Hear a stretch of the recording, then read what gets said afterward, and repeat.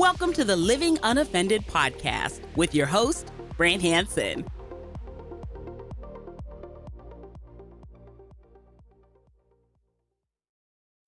So there's a word, and I keep harping on this, I'm sorry, but I keep discovering new things about it, which is awesome. I've been talking about this lately, how the word that often gets translated belief or believe or faith or have faith in the New Testament is often the word pisteo in the Greek, or different permutations of pisteo in the Greek. But if you look up what that really means, and I'll just take one online definition here of pisteo. Here it says, total trust. It means to place your complete confidence, trust, and reliance in someone. More than agreement, it goes beyond intellectual agreement, requires a personal commitment, and it implies active reliance. It means to lean your whole weight upon the truth. Okay, so this word gets used and then translated into believe, and we can lose track of all of that stuff I just mentioned about the total trust thing. And it's so important. I'll give you an example, because we were talking about this in church today. Just got back from church a little bit ago, and they were talking out of John 3:16. John 16, chapter 16. And John 3:16 matters here too. But John 16, Jesus is talking about what's about to happen and how he's going to leave his followers with the Holy Spirit. He says, but now I am going away to the one who sent me. And not one of you is asking where I'm going. Instead, you grieve because of what I've told you. But in fact, it's best for you that I go away, because if I don't, the advocate won't come. If I do go away, then I will send him to you. And when he comes, he will convict the world of its sin and of God's righteousness and of the coming judgment. The world's sin is that it refuses to believe in me. I mean, that's a huge verse if you think about it. That last sentence is one verse. So John 16:9, the world's sin is that it refuses to believe in me. That's the New Living Translation, and I think it's faithful to the text. The world's sin is that it refuses to believe in me. So what is the world's sin? Well, it's that pisteo word again. You don't trust me. That's the ultimate problem. You don't trust me. Trust me over and over and over. This is a huge issue when it comes to living unoffended, when it comes to this lifestyle of following Jesus, like trusting the Lord ultimately, knowing you've got this in your back pocket, that the Lord is going to handle things for you ultimately. He's going to set things right. He's going to judge, which is a great thing. Judgment means burning away all the bad stuff. Wouldn't that be wonderful? I think we can all agree that'd be great. All the bad stuff is just gone. So trusting him with that just frees us up in a big way. But it all comes down to trust over and over and over. That is the same word, as I mentioned before on this podcast, from John 3:16. If you know that verse, for God so loved the world that he gave his only begotten Son, that whosoever trusts in him shall not perish but have everlasting life. It's pisteo again. It's whoever trusts him. Do I actually trust him? Do you actually trust him? The world's sin is that it refuses to trust me, he says in John 16:9. The word trust is over and over and over. Remember, the demons believe. So if the idea is that just believing means, well, I agree with this statement about the atonement, and I agree with this other statement that Jesus died for my sins, that therefore I go to heaven when I die, I agree. That's checking off a list, but that's not trust. It's the active trust. Again, it means to place your complete confidence, trust, and reliance in someone. It goes beyond intellectual agreement. It requires a personal commitment, and it means to lean your whole weight upon the truth. Well, we know who Jesus is. We can actually trust him. Everything comes down to that. So I just wanted to remind you of that, and that you can trust him.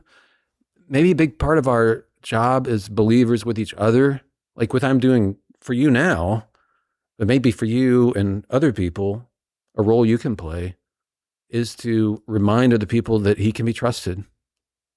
He can be trusted, which is great news, because what else do we trust? Who else do we trust? I mean, we're at a record low in terms of like the polling data on trusting institutions. So where do we go? Well, he's trustworthy. I'm convinced of it. We got a great note. I wanted to pass this along. This makes me so happy because it makes me want to continue doing this podcast thing. Dear Brant, in your Living Unoffended podcast, which I'm loving, this is from Rachel, you often encourage listeners to update you on how our shared project of learning to forgive and live like Jesus is going. I wanted to tell you about a small but profound win we've had in my house. Each day that I drive my kids to school, we take the few minutes we have in the car to practice memorizing some Bible verses and pray for each other's day. Since listening to your podcast, I've been trying to model praying for our enemies.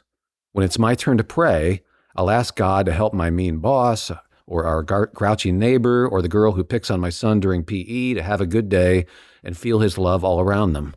It's usually short and gets an eye roll because my son is 13 and everything gets an eye roll.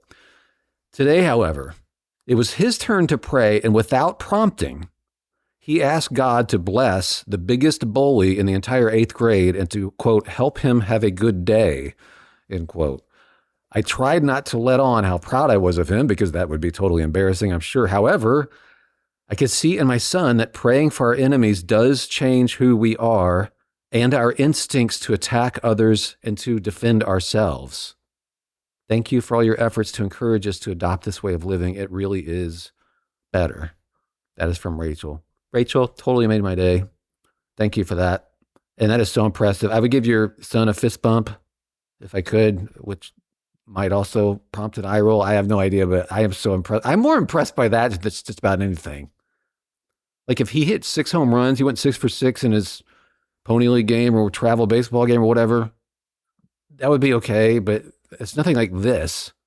What 13-year-old has the character to pray for his enemies? That is fantastic. I mentioned in the book Living Unoffended about a book that I had read called The 100 Most Influential People in History, and I'll close this podcast with this thought.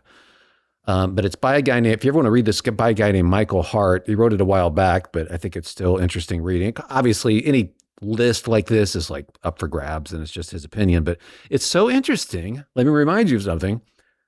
Among the 100 most influential people in history, he had Jesus come in at number 2.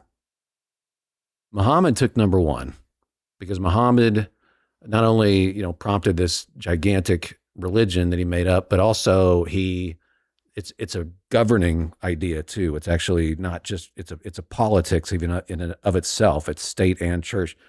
But Jesus gets number 2. Jesus would have gotten number 1, says Michael Hart, because his teaching about forgiving enemies is so brilliant and uniquely Christian.